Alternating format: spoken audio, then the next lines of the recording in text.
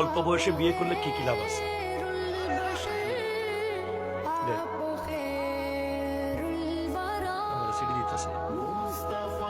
এক ভাই কষ্ট করেছে, কেমন আছেন হুজুর, আপনার কাছে আমার একটা প্রশ্ন ছিল, অল্প বয়সে বিয়ে করলে কি কি লাভ আছে?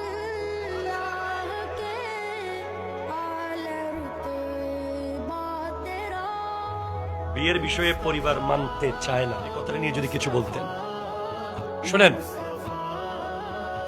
আমাদের সমাজে এত বেশি বিয়েকে কেন্দ্র করে ব্যাড চিন্তা, ব্যাড কালচার, ভুল ইনফরমেশন মাথায় ঢুকেছে, যেগুলো বের করতে হলে ওই ওপেন হার্ট সার্জারি মতো অপারেশন করতে হবে, সমাজকে অপারেশন করতে হবে। একটা ছেলে যখন বিয়ের উপযুক্ত হয়,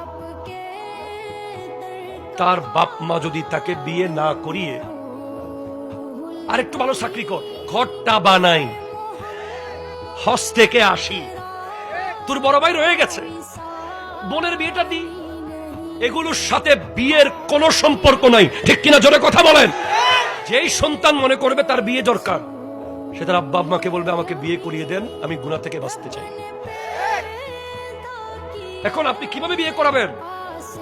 মেয়ের বাপ বলে ছেলে কি সরকারি চাকরি করে? মেয়ের বাপের অহংকারে দুনিয়া ভরে গেছে, কয় আমার মেয়ে তো অমুকের সমুখ, কে কইছে তোরে প্রস্তাব দিতে, আমার মেয়ে তো এলাকার শ্রেষ্ঠ। আরে ভাই, মেয়ে নিয়ে অহংকার করা উচিত নয়, ঠিক কিনা কথা বলেন। আপনার যদি মেয়ে থাকে, একজন রিকশাওয়ালা ছেলেও আপনাকে প্রস্তাব দিতে পারে, একজন দিনমজুরের ছেলেও প্রস্তাব দিতে পারে। যে কোনো পুরুষ, সে যদি পুরুষ হয়, সে প্রস্তাব দেওয়ার অধিকার রাখে। আপনি কবুল না করলে বলবেন ইনশাআল্লাহ আমরা ভেবে দেখব। এখন দেখা গেছে বিয়ে হয়ে গেছে টাকার সাথে টাকার বিয়ে, মানুষে মানুষে বিয়ে নাই, বিয়ে হয়ে গেছে বাড়ির সাথে বাড়ির বিয়ে, গাড়ির সাথে গাড়ির বিয়ে, বিলের সাথে বিলের বিয়ে।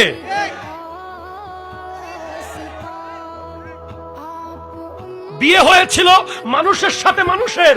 আব্দুল কাদের জিলানী রহমতুল্লাহর আব্বা আবু সালেহ মুসা জঙ্গি দোস্তের সাথে উম্মুল খায়ের আমাতুল জব্বার ফাতেমার বিয়ে হয়েছে তাকওয়ার সাথে তাকওয়ার বিয়ে, ইমানের সাথে ইমানের বিয়ে, নেককারের সাথে নেককারের বিয়ে। এখন মনে হয় যে মেয়ে যেন প্রতিদিন এক বুড়ি স্বর্ণ খাবে। ওনার কি আছে, বাপের কি আছে, কোথায় রাখবে, কি করবে, কেমন করবে, আমার মেয়ে কি খাবে। আরে ভাই, আপনি ইসলাম স্টাডি করেন। তোয়ামুল ওয়াহিদে ইয়াকফি লিল ইসনাইন, একজনের খাবার দুজনের জন্য যথেষ্ট। তোয়ামুল ইসনাইনে ইয়াকফি লিল আরবা, দুজনের খাবার চারজনের জন্য যথেষ্ট। তোয়ামুল আরবাতে ইয়াকফি লিস সামানিয়া, চারজনের খাবার 8 জন খেতে পারে। দ্যাট ইজ ইসলাম, ঠিক কিনা কথা জোরে বলো। মুরব্বীরা মনে কষ্ট আনবেন না, ছেলে যদি বিয়ের উপযুক্ত হয় বিয়ে করিয়ে দেন।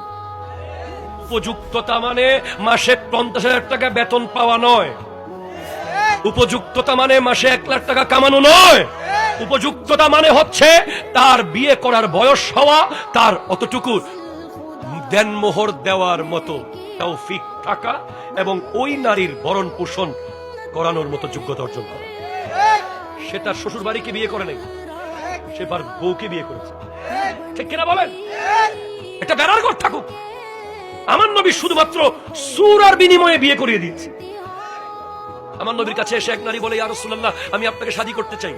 নবীজি বলছেন আমার এখন প্রয়োজন নাই, তুমি অন্য কাউকে শাদী করো। তখন এক সাহাবা এসে বলে, ইয়া রাসূলুল্লাহ, আপনি যদি বলেন তাকে আমি শাদী করতে চাই। নবী বলছেন তোমার কাছে কি আছে? বলে আমার কাছে তো কিছু নাই। একটা আংটি হবে? নাই। একটা লোহার বর্ম আছে? নাই। তুমি কি জানো? বলে আমি কোরআন শরীফের কয়েকটা সূরা জানি। যাও তুমি তাকে সূরাগুলো শিখিয়ে দিও, এটাই বিয়ের মোহরানা।